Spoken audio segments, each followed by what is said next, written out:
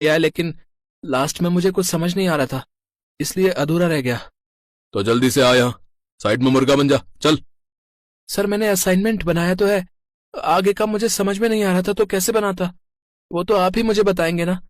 और वैसे भी अब हम सब बड़े हो गए हैं, छोटे नहीं रहे जो सबके सामने मैं मुर्गा बन जाऊंगा। उसके इतना बोलते ही घनश्याम मास्टर को उस पर बहुत गुस्सा आया। सबसे पहले उसने एक जोरदार थप्पड़ विक्की को मारा। सर, मैंने तो असाइनमेंट बनाना शुरू ही नहीं किया। अब कल मेरी फैमिली में किसी की शादी थी तो मुझे टाइम ही नहीं मिल पाया। अरे कोई बात नहीं सुनैना, तुम्हारे पास जब टाइम ही नहीं था तो कैसे बनाती। कोई बात नहीं, क्लास खत्म होने के बाद तुम मेरे सामने ही असाइनमेंट तैयार करना, मैं भी तुम्हारी हेल्प करूंगा। ये सब देखकर विक्की को बहुत गुस्सा आया।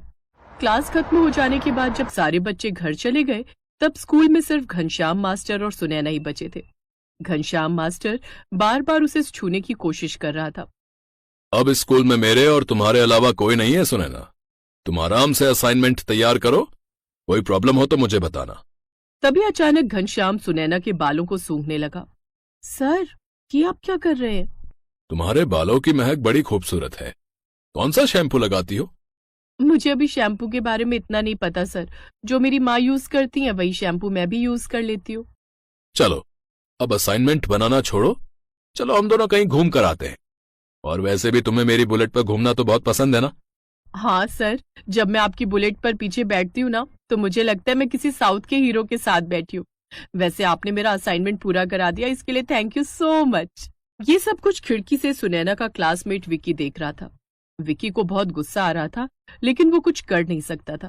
घनश्याम मास्टर सुनैना को अपनी बुलेट पर बिठाकर घुमाने चला गया। इस मास्टर की सुनैना पर गंदी नजर है, पर यह सुनैना है कि समझने को तैयार ही नहीं। मैं सुनैना को कितना पसंद करता हूँ, फिर भी मैं अपने दिल की बात नहीं कह पा रहा, और ये मास्टर है कि बेशर्मी की हद पार किए जा रहा है। ऐसे ही दिन बीतते गए और इंटर के एग्जाम भी खत्म हो गए। रिजल्ट आने के बाद स्कूल की तरफ से सभी स्टूडेंट्स को फेयरवेल पार्टी के लिए बुलाया गया। Ghanshyam master jeans T shirt और गले में चेन पहनकर बालों में जेल लगाकर आ गया। Wow sir, you are looking fabulous. Thank you Sunaina, तुम जरा मेरे साथ स्कूल के पीछे चलो, मुझे तुमसे कुछ जरूरी बात करनी है। ठीक है सर, आप चलिए, मैं कोई ना कोई बहाना बनाकर थोड़ी देर में सबसे बच बचाकर पहुंचती हूँ। घनश्याम वहां से स्कूल के पीछे चला गया और सुनैना का इंतजार करने लगा। सुनैना भी मौका देखकर निकलना चाहती थी लेकिन तभी वहां पर विक्की आ गया। सुनैना, तुम शायद उस घनश्याम मास्टर की हरकतों को समझ नहीं पा रही हो। मुझे तुम्हारी फिक्र रहती है, इसलिए कह रहा हूं। वो अच्छा आदमी नहीं है, वो एक नंबर का ठरकी है, वो तुम्हारा फायदा उठाना चाहता है। तू हमारे रिस्पेक्टेड टीचर के बारे में ऐसा सोचता है? वो मुझे सबसे ज्यादा मानते हैं, इसलिए तुम सब लोग मुझसे जलते हो। आज के बाद मुझसे बात मत करना, आज से हमारी दोस्ती खत्म।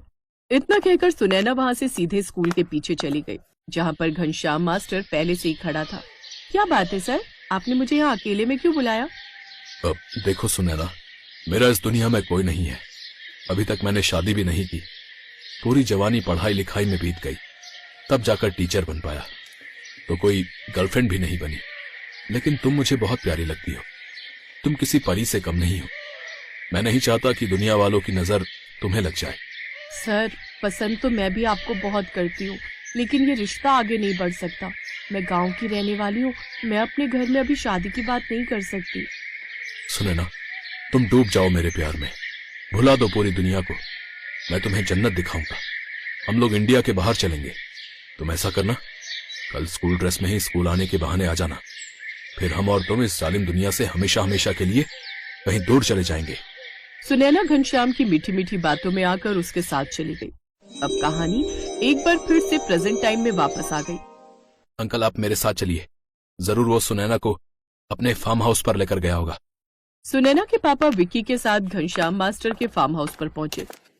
अंदर जाकर खिड़की से उन्होंने देखा कि सुनैना फांसी पर लटकने वाली थी, लेकिन तभी विक्की ने दरवाजा तोड़कर उसे बचा लिया। पापा, पापा मुझे माफ कर दो, मैं उस टीचर के बहकावे में आ गई थी, उसने मुझे गर्भवती कर दिया और फिर दूसरी लड़की के साथ भाग गया।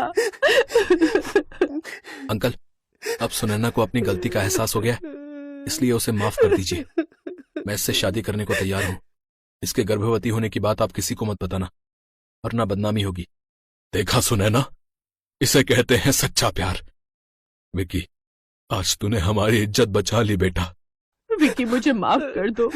तुमने मुझे हर वक्त समझाया पर मैं नहीं समझी। तुम बहुत अच्छे हो।